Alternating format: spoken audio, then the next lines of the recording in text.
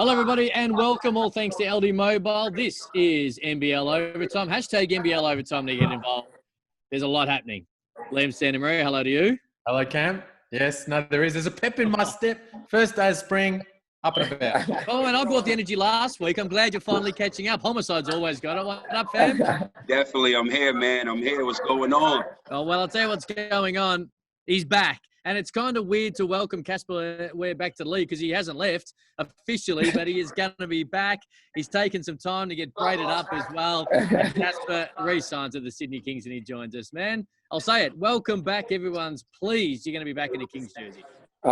Thank you. I appreciate it. I'm happy to be back. It was a long journey trying to get everything done and just situate everything, what's going to be right for me. And I feel like this is the right choice to come back to Sydney. This is a generic question, and we've been asking everyone and probably in so many different ways. Yeah. What's it been like? Of course, it stemmed from that grand final and that situation, the runners-up after such a great regular season, into this that we currently sit in, as you touch on, opting out and trying to work it out. Yeah. What's it been like for Casper Ware? It's been different. You got to kind of change your mind mode where, like you said, that runner-up to, like, it turned into life situation with the COVID and everything. So it's like, okay, you think about basketball and thinking like something going on bigger than basketball and bigger than whatever he was going through there. So it's kind of like, yeah, I want to get in shape. I want to get back. But it's like, okay, I got to relax and make sure I'm taking the right steps. Mm-hmm. You know, I don't want to go through this or that. So it's been pretty, just up and down. A different summer, I would say, for me back home, just trying to get everything together and figure out what I'm going to do. Cass, great to have you back, mate. Thanks for opting back in. What other options did you look at during this period of time? There was a few. There was a few floating around for me where it's just like, okay, do I take it? Do I not? And like I said, it's a different type of free agency during this time where it's like, I'm not just thinking about, the places. I'm like, now you're thinking about, how's the COVID there? What is this? How is this going on? So, like I said, it was kind of a weird moment for me. It was kind of like stuck in the mud, like, okay, this is there. And you never know what could happen at any moment during this time. So I just felt like I said, at the end of the day, this was the best decision for me. First of all, it's great to have you back. You are one of the faces of the league.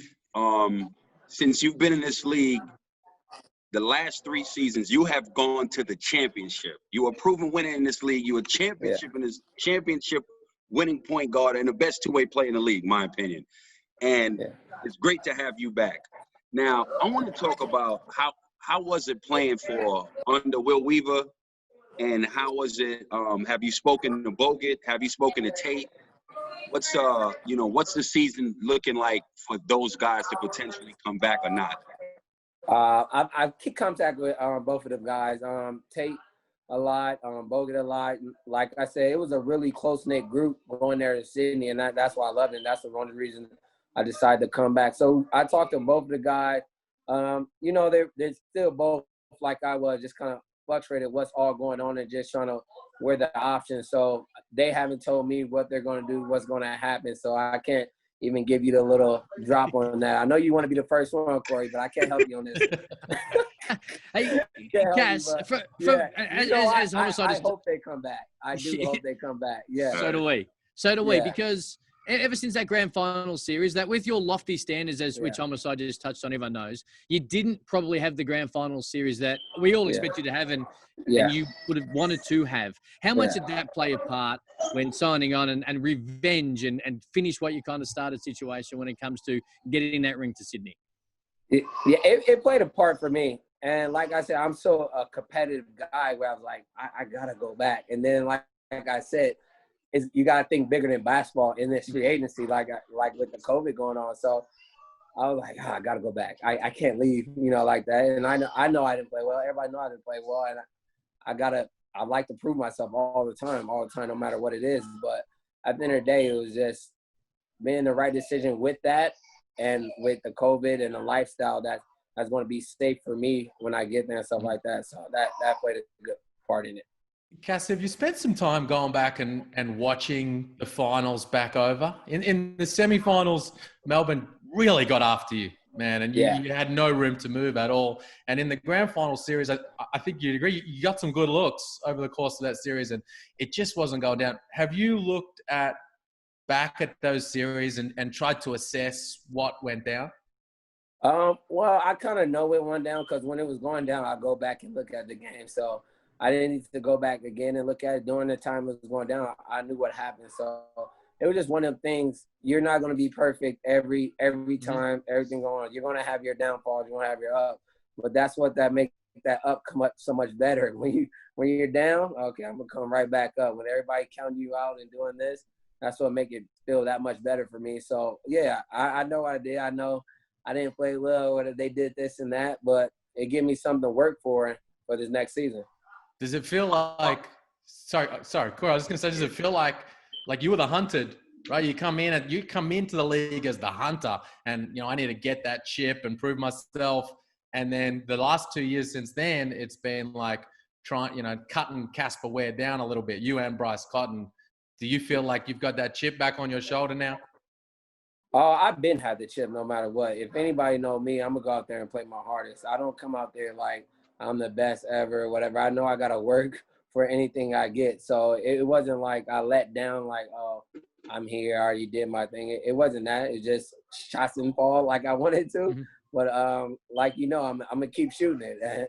I put too much work on this game to just let it go now. So like I said, it's going to come for sure. Mm. Now, I know this summer's been tough. Like, how have you been working out? I haven't followed summer ball. Usually, like in New York, we got Rucker. Y'all got the Drew. Was the Drew active this year? We know you a vet in the Drew. Like, what's going on? What was your summer regimen like? In the beginning, it was kind of tough because nobody really knew what this COVID would hit like and, been in contact with people. So, the first – I'd say like 3-4 weeks, I'm like in my front yard doing ladders, doing, dribbling drills, like back to the roots. Like I was a kid. I bought an outside basketball court, get shots up. Like, so just back to the roots. But any means necessary, I was going to get my work in though. So that didn't stop me. But as the time went on, it's about who you know sometimes and then what you know. So I knew a few people that had a private gym. And I still do where I could get my work in and not have to worry about the other stuff. Right. Just on that, Cash, getting your work in. So do you mean, are you scrimmaging or are you just working out? Because maybe the body needed a little bit of a rest and the mind as well with so much basketball you continually play. Yeah, like I said, with that stuff that was going on, I had that rest for 3 weeks where it was just like I was just working out in the front yard by myself and all that. So I got the time to work with people also where it's just like private runs only. They have the scanner, the test, which really worked out. So I get some private runs in also. So it's been good for me so far. Yo, you got a name drop, man. Come on. What private runs are we talking about? Who was in the gym? Oh, man. It's a few, man. It's a few. I run with a few people. That's all I got to say. Private run. That's why it's called private run. Right. Just trying to fly under the radar. Cass, you spoke about the uncertainty about a couple of those guys, Jay Sean, Didi, Bogues. Yeah. What are your thoughts on the guys that the Kings have brought in? Angus Glover, Dejan Vasiljevic, these young guys you'll be rolling with? I think these young guys just want to prove themselves, and they're going to play hard. If I know anything about these guys, they're going to give it their all, and that's all we ask for. And that's what I do on a daily, give it their all. So I know I'm going to go there and love them young guys because I played against a few of them where it's like, oh, he's playing hard. like chill out, young fella. But nah, it's cool. Like I love it. That's how I did when I was growing up. When I was a young guy, you got to go out there and play hard, and everything else will take care of itself. We got a good coaching staff that will develop all these players as young guys and let them go. So I think it's going to be a good opportunity for them, and it's going to be good for us to have them come in. How Sean Bruce, right? I found out the story of Sean Bruce on this show when we were talking about him, and to hear the story in depth of his career and to what happened this past season and how he got the extension. Yeah. I'm sure you guys have a real good relationship, especially playing the same position. How happy are you to see him with the Sydney Kings again? Oh, very, very happy. I had smiles across my face just to know, okay, he's back. That's probably another reason I should go back to play with Sean Bruce. Wow. Like it's one of them guys where you like when you played against, like, I hate this guy. I don't like him. Like, right. he's messing with me, and then once you get to know him and just be on the same, it's like, I love this guy. Like, I'll do anything for this guy. And I think his respect for me and respect for him is mutual. I think I kept in contact with him kind of the most out of anybody over this time. You're just like, what's going on, bro? What you doing? Like, I'm like, bro, I'm trying. We gonna get there. I'm trying to get back. So it's crazy for somebody to play the same position, but you got that love for each other where it's just like, hey, I need you here. Hey, bro, I want to be there with you. I'm trying to get it done. So it's pretty cool just to have him there. And I knew how tough he was and all that, but this year he really showed how really good he is. And I appreciate him and what he did this year, and he's gonna do it again next year. So yeah. What's up?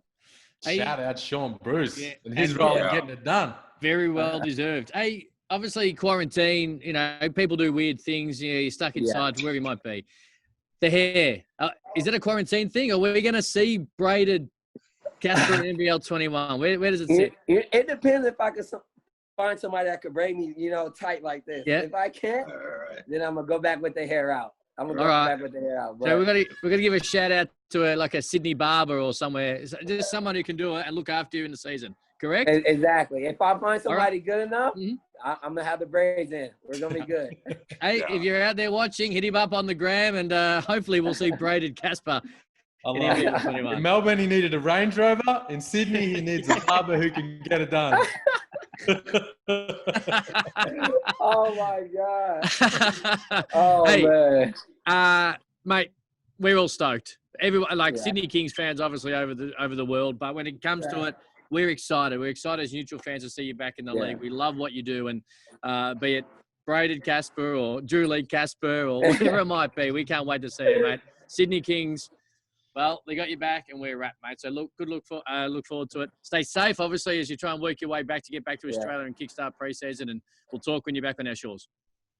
Thank you, appreciate it. You guys stay safe too. And tell your brothers, I said what's up. We back at it. Don't worry about it. He here. He's probably listening upstairs right now. Casper Ware, I tell you, if you've somehow forgotten what he can do, check this out to refresh your memory.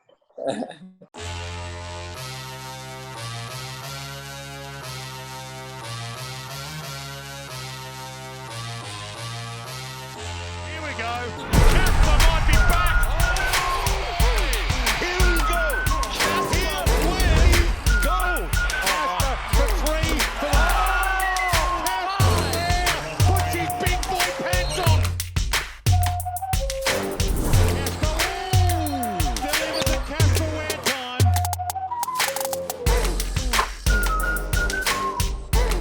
Casper Ware, catch, shoot, awesome.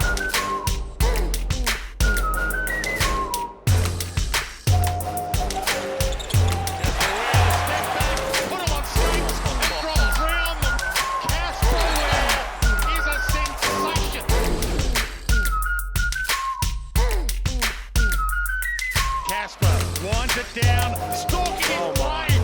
That is phenomenal. He comes through over and over again in crunch time, no matter what he's done. Casper Ware. Caught in the air. Casper Ware everywhere. Casper Ware is the man for the moment.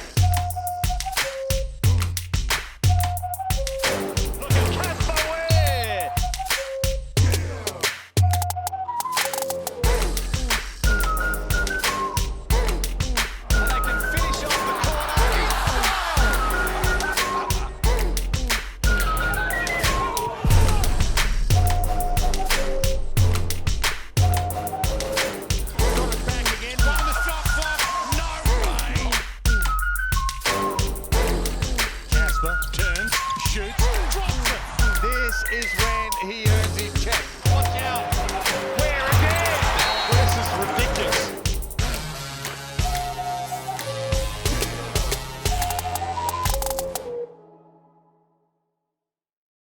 To be fair, I think, boys, if you have watched the NBL at least once in the last 4 years, you've probably seen most of those highlights. But that kind of is the glimpse of how this guy is. And talking to Casper there, he doesn't really shy away from the fact, and didn't expect him to. He speaks about how competitive he is and how disappointed he was in the team, but also in the team success and himself in that grand final series. And it's a big driving force, Homicide, as you would know, when you don't quite, and it's a standard he has set for himself, when you don't quite win the championship and have a good series like he didn't, it just ignites a little more fire in the belly. And that's what makes you a professional. You know, things don't always go well. It's like in life. You know what I mean? When adversity hits, you have to look at it like, here's an opportunity for me to grow. Let me get back in the lab, mentally tighten back up, physically get back right, and remember the pain of not achieving what you set out to achieve. And next year, you use that as all the motivation you need. Mm-hmm. He spoke, Liam, as well about this had been going on a little bit. When obviously Homicide asked about, Sean Bruce, and he opened up a little bit about their conversation, it seems like we've sat here and been wondering what the Sydney Kings were going to do, and they're taking their time and being patient. But it seems like this was almost an ongoing conversation from the time he opted out to get him back in the jersey. Of course. Mm-hmm. Why wouldn't it be? As Corey said, best two-way player in the league. And as I wrote the other day, he had a rough shooting grand final series. Mm-hmm. Melbourne put all their energy into slowing him down in the semis. To be honest, he had a pretty rough shooting season. I mean, you remember we spent a lot of the year saying he's going to start hitting these shots. And when he does, this Sydney team's going to win the title. And, he had those games against Melbourne United, of course, that were massive throughout the regular season. And we thought, well, when's he going to start doing this to all the other teams? And then obviously in the grand final series, it didn't come together. But despite all of that, he's all NBL second team because he's just that good in his overall game, defensively, playmaking, getting to the rim, getting to the free throw line. And so, he's just an elite player. And it's so important to bring guys like him back. You talk about the storylines in the league. You guys were just talking about him wanting to get vengeance and revenge and then get back and prove himself again for what he's done in this league. It's so important to bring those guys back and have that storyline coming into the next season, not let him disappear somewhere else. And that storyline flutters away with him. That's what brings people back to the games on TV and in the stands. And it's great to have him back. We've spoken a lot about this too when it comes to NBL Rewind and the familiarity of in the 90s in particular, of these Americans who just stayed. They came here and stayed, be it Leroy Loggins. Hopefully we chat to Derek Rucker on NBL Rewind sometime soon. Leonard Copeland, who joined us. Steve Carfino, who came here to play and has, built a career on and off the basketball court. And those storylines you touch on where the fans all of a sudden have affinity with a certain player. And you look, Bryce Cotton's a perfect example of that. Casper Ware's another one, even though he's obviously changed teams. That's such a huge thing for sports right across the world. To have these guys come here, be great, and then stay for 4, 5, maybe if it's a decade. And I understand it's not always the way with pro sports. And this man sitting right here with us, Liam, is probably a good example of that. Comes here, does his thing on the court, goes away for a year or two in a playing perspective. Now he's come back and doing such a great job in the media, and it adds to the storyline for so many. So I love it. Any last words on the Kings, Liam? No, I was just going to say, it's also, to me, it's a sign of the strength of the league. No doubt. At times when the league, in the early 90s, guys like Copeland and Darnell Mee, and when the league's really rolling, those imports, those high-level imports stay, and they stay for a period of time. Even if it means they change teams, like Lamar Patterson's doing right now, like Casper did this time last year, they stay in the league because and when the league was struggling a little bit, pre-Larry, those guys were coming and going and we were losing them. But right now, despite the salary cuts, despite the uncertainty of when the season might start, these guys know this is a well-run league. This is a high-quality league, and they want to come back and stay here. I want to touch on that, right? Thanks for the love. The biggest thing is the stability of the country. You have to understand that, there are very good competitive leagues in Europe, in Asia, in South America, right? But a lot of times the money is so volatile, you may not get paid. You understand what I'm saying? You get ran in the ground with practice twice a day. You know, certain situations aren't safe. I've been in all of the, there's not a situation with my playing career that I have not been in. You know, so when you come into a country like Australia, basketball and lifestyle, to know, you know, you're playing in the summer, people are really nice. It goes a long way. You can sleep good at night. I always joke about it. There was times that I forgot I got paid when I was playing in Australia. Like, oh, it was payday, you know, versus at the front office at a president's house. Like, my man, I need that money. You know what I'm saying? It's peace of mind. It's allowing you to just go out and do your job, man. And right now, I mean, that's always been a big selling point for this league, right? Hasn't it? And you add the English speaking element to that as well. But right now, as Casper spoke about, it's the country's handling of COVID is also a big factor. Yeah. Now, we're in lockdown right here in Melbourne, and that's a grind. But overall, guys like him are looking at the state of play here and going, that's a big plus factor for going back to Australia. Well, sporting fans and basketball fans and the sensitivity around 2020 traditionally leads to dramatisation when it comes to a lot of things, and I understand a lot. But when these guys opted out, when the option was there to opt out, you know, many months ago, feels like 4 years ago with all that's happened since. But let's just have a quick look at this, okay? Because Cooks, and correct me if I've forgotten anyone, Cooks, Hodgson, Cotton, Ware, and Kay all opted out. And I'm talking of people who use the hashtag NBL overtime to get involved in this show or social media were like, this league's screwed. Well, they're losing all these players and the season doesn't start for 6 months. This is not the right way to go about it. And I get why people were getting to those conclusions. Cotton opted in fairly quickly. Hodgson the same. Casper Ware took a little while to get going, but he's back again. We lost Nick Kay, but that was also a situation where his last 12 months meant there's any time for him to take that leap and get some Euro dollars. It's now. So to everyone involved, and I'm talking from the very top, all the clubs to the managers working their way through it. And a lot of it is connected to what you just spoke about, Homicide. The panic in a lot of fans, and I understand where it came from, that we were going to lose all these players and not see them again because of what was happening. They're almost all back. They're almost all back. And that is a credit to every single person involved from the top to the bottom of the clubs and everyone else. And I think it's a great thing and points to what you just said, Homicide. This league, peace of mind, strength of the league and everything else, bubbles into the best players wanting to play here in Australia if it's not the NBA. Let me tell you why this league, for me, and I'm not saying this because I work for the league. This league is tied with Spain for the best league in the world outside of the NBA. Let me tell you why. ACB is a domestic league.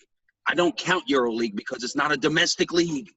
It's all the people that won championships in their league pretty much to combine. You get what I'm saying? It's not a domestic league, in my opinion. Okay. I mean, but it leads to huge opportunities. Yeah, but we're just when we talk about this though, Corey, like we talk about it in the context of how attractive are we to bringing in talent.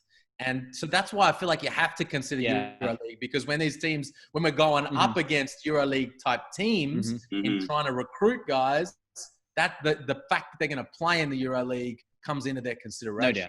No doubt. But for me, most guys as imports, from an import standpoint, the two things that sticks out in a guy's head at a certain age is, I want to go to Europe high level because I'm going to get a look to go to the league. And that's my only avenue. That's no longer the only avenue. So it's money and my opportunity to go to the league. Because this is where the eyes are. Only. That's no longer the avenue. Agreed. So everybody's not playing EuroLeague. Everybody's not making $1 million, 800, 700, 600, 500, but still have aspirations to go to the NBA. Right. You can come to the NBL. You know what I'm saying? Like, you can come to the NBL and do that. Yeah. So we can discuss it, rank it based off of your local players. List it. If you have local players going to ACB, you know your league is the real deal. When you have imports, when they're done, going to these leagues, you know those leagues respect and value Australia, because it was seldom far and few between where guys can get EuroLeague deals back in the day, leaving the NBL. And that's the thing. As I was going to say, you can rank list. We can discuss forever where the league actually sits. When it's all said and done, there is opportunities, huge opportunities now where the NBL sits, where if you come and play and you play well, the eyeballs are there and you can end up back in the NBA. And there's preseason teams. Listen. Yeah. Tell me a league that owner, the league is basically taking every team to play preseason in the NBA. Never been done before, bro. Right there. Guys are like, listen, I'm trying to get on United or whoever because I want to play preseason against NBA players. True. 2 games. 2, not 1, but 2. Yeah.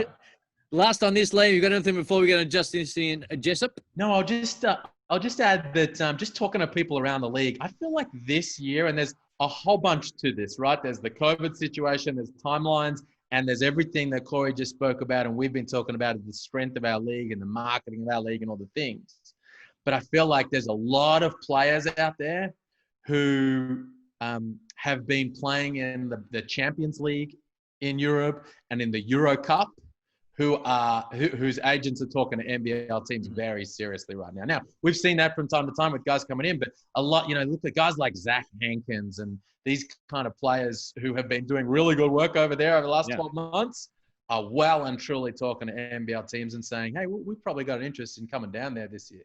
That's exciting. And that's the exciting thing and something we've spoken a lot about. All right, let's talk about the Hawks because obviously Brian Goorjian joined us a couple of weeks ago on NBL Rewind. We've mentioned this before, but the fact was he's like, we were a little bit late with ownership, me signing on. Some of the guys we wanted had already committed elsewhere. So they had to think outside the box.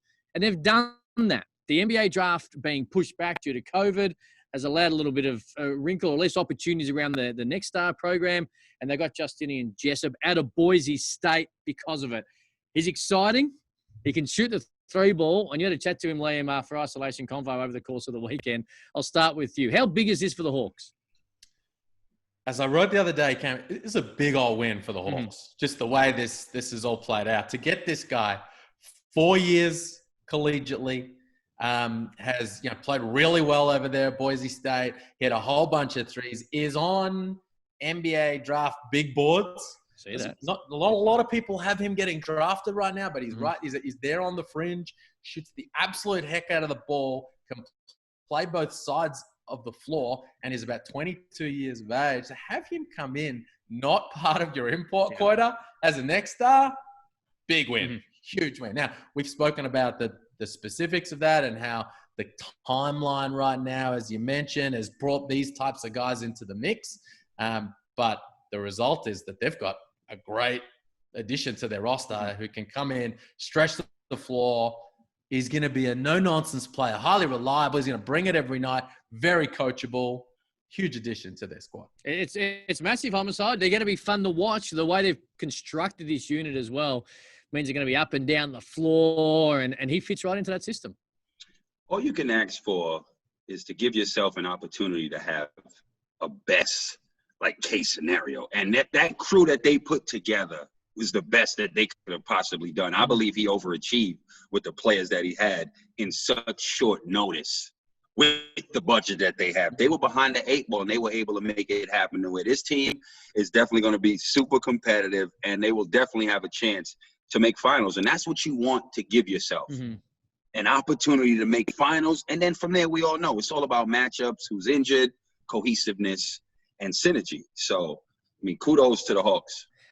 Are they complete, Liam? One more addition to come. Okay, and that's one more local big. Yeah. So is that the Daniel Greeter spot who Goorjian spoke about on Rewind, where they're going to obviously fill that spot and Greeter depending on when the season starts? And you look at their roster right now with Greeter included, and they've got 10 guys signed up, 2 imports plus a Next Star 11 guys. But as he told us on NBL Rewind, Greeter's, they're going to take their time with Greeter. It's not going to be a rush. They're going to put him on the injury reserve. They're going to add another body to their front court. They need that, right? They've got Bairstow, Max Darling, Sam Froling right now in that front court. You need another big body. And what I'm hearing, not ready to kind of drop a name now, but what I'm hearing, I think is a really sensible pickup and addition. And And like Corey said, I mean, I think that what they're planning on doing, from what I'm hearing, is going to bring that roster together.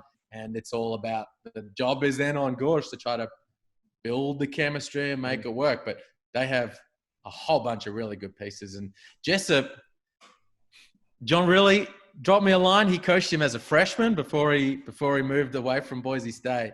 And he said, man, he's a great kid. And he's going to come in fit really well and can shoot it. I mean, this kid, I mean, you look at NBA teams. Yeah. Apart from your superstar who can create off the dribble, Jamal Murray and Donovan Mitchell and James Harden, these superstars. Oh, hang on. Okay, nah. No, apart from that, the most important skill in the NBA right now is to shoot three. No, I agree. I was just going to say Jamal Murray wasn't a superstar 7 days ago. I was just going to say, but I do agree with what he's done now deserves that conversation. Putting up 50 pieces on the regular right now. I agree. But this, I mean, you look at every team, and he kind of looked. I asked him who his comp was, and he was like a little bit of a mix of Duncan Robinson, a little bit of a mix of Luke Kennard, a little bit of Joe Ingles, because I feel like I can make plays off the pick and roll. I think I'm not so, but he could definitely shoot the heck out of the ball. And if he can come, and that will translate. The way he shot the ball in college, I think he's going to come in and be an absolute marksman for this team. Well, he broke Jimmy Fredette's conference three-point. No, we know Jimmy Fredette, if you're a basketball fan, you know that the moment he stepped into the gym at BYU, he was within range. So that gives you a bit of an idea about the seasons. And he did it consistently. He just didn't do it in one particular year. He was able to do it over the majority of his collegiate career. So that's another thing, that it wasn't just a once-off away he goes. It's going to be fun. It's going to be very, very fun. Looking forward to see it. And you touched on it before, Homicide. I think every fan base right now, we've talked about it, every fan base, and I'm talking to the Hawks ones right now, should be excited, should be pumped, should be arguing with their fellow supporter fan bases on Twitter. Always use hashtag NBL overtime if you do. That they legit are pumped for whatever this season comes, and their team and the crew they've put together is going to be fun to watch and hopefully successful. All right. Anything else before we talk about Matt Lowe just quickly on his article, Hit News Limited? No. You got anything for his Homicide? No. Nothing? Nothing. You sure? I'm sure. I don't know. It just seemed like you've got some little mischievous smile on your face. Nah, I got nothing. You know, well, I don't want it to be like the time we did a show and then someone rang you straight after it and dropped some news about LaMelo Ball and private jet. So just making sure you haven't got anything hidden. Matt Logan, News Limited papers around the country, wrote an article, I think it was in the papers today, digital, late Monday night, that the NBL, and this is not something that is overly new to our viewers. Jeremy La Liga joined us a month ago, I suppose, and spoke about hubs and working out the best way to be able to get this season going with fans. Because without a broadcast TV deal that underpins it, of course, the fans is the revenue for all the clubs, or the major revenue anyway. So they're trying to find that right balance. There's different ways in which different parts of the country are currently in compared to quarantine and social distancing and allowed to go to certain events. So the article, boys, while it is pretty much on the money about what the NBL are trying to do, didn't tell us too much. But, you know, we might see a mini hub at the start. We might see him start a little bit later in January. Any thoughts, Liam? Whatever gets the fans in the door. Whatever gets the fans in the door is the best result for me. So look, and like you said, Jeremy spoke to us about it. Larry's been pretty straight up about it. They got the task force in play right now, meeting regularly, and it's really important that we get to a point where we can get not just some fans in the arenas, but a large percentage of the arena's capacity. And if we have, and Larry has said, we have the flexibility if we need to. Yeah, we've got that December 3 start date in pencil right now, but we can move it to Christmas. We could move it in. He said, heck, we could move it all the way to February if we need to. We have that flexibility.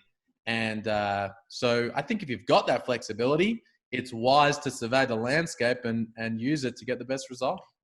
In particular, Homicide, if you get to January and things start to open up, touching wood for us three who live obviously in Melbourne right now, and there's an opportunity towards the end of January or early into February that the numbers are tracking the right way, and conversations with Victorian government suggesting that we could be able to get people in there, I don't think anyone, and I'm talking about the other clubs right now, would be against just holding off a couple of weeks to make sure that all these teams are able to, one, play their home venues and be able to get their own revenue stream.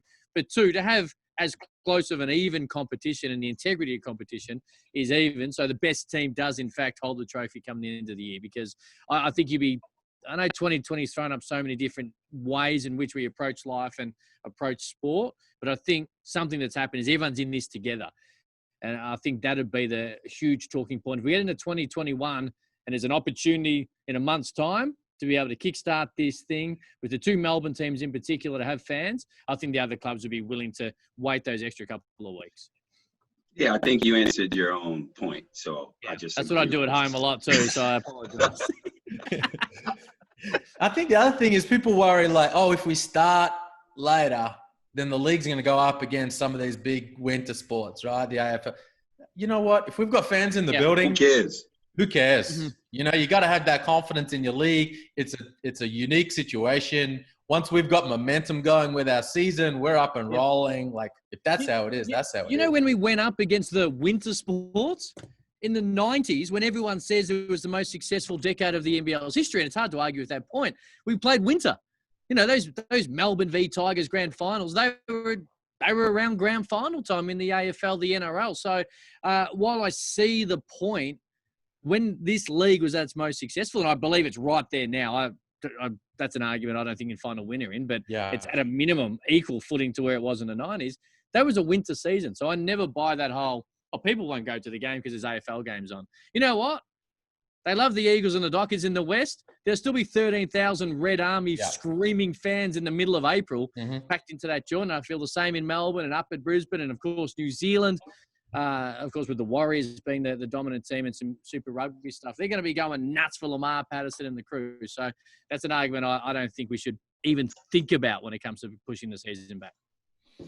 Hey, while we're at it, shout out to some of the guys up in Queensland in the State League up there, putting up some enormous numbers. How many shots does Harry Froling want to take? Just quietly, did anyone see these numbers? I see. He had like Luka Doncic type line, and how about Will McDowell-White as well? The numbers he's putting up just on the NBL fringe.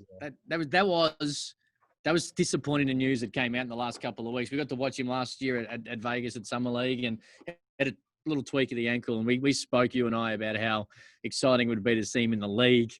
And then obviously the decision to go back to the G League when that all starts up. So disappointed, but they are putting up numbers. I'll be honest, I haven't caught a great deal of it from a watching perspective. Harry Froling is continually to put all his main numbers up on Instagram or Facebook as much as he can. So he gave us a triple-double on the weekend. But yeah, there's some big numbers up. But that kind of excites us because he's a guy that didn't perform as well as we all expected last year. So hopefully he's in great shape and he's able to use that momentum to kickstart his new NBL club. For sure. But just nice to see all those guys out on the floor. Anthony Drimmick's up there already. Tamari Wigness and these guys getting out there and getting their game on. It is great for us to be able to watch it on TV while we're stuck inside for 23 hours a day. But that is what it is. That's a different conversation. We're all in it together, Homicide. That's what it matters, right? Yes, we are. Yeah. Stay positive. Stay positive. Also, before we finish up, a shout out a couple of gigantic. Shouting out a whole lot of people, Liam. What's going on? I think you'll feel these ones, Corey. These guys are colossal, as Adrian Wojnarowski termed it about John Thompson, a colossal figure in basketball, man. Rest in peace, John Thompson. Lute Olson, big friend of Australian basketball, brought a couple of his Arizona teams out over the years. Cliff Robinson.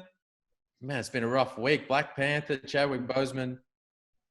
It's been a rough week. You know, and it's kind of made me – we talk about lockdown and how we're all going and handling things.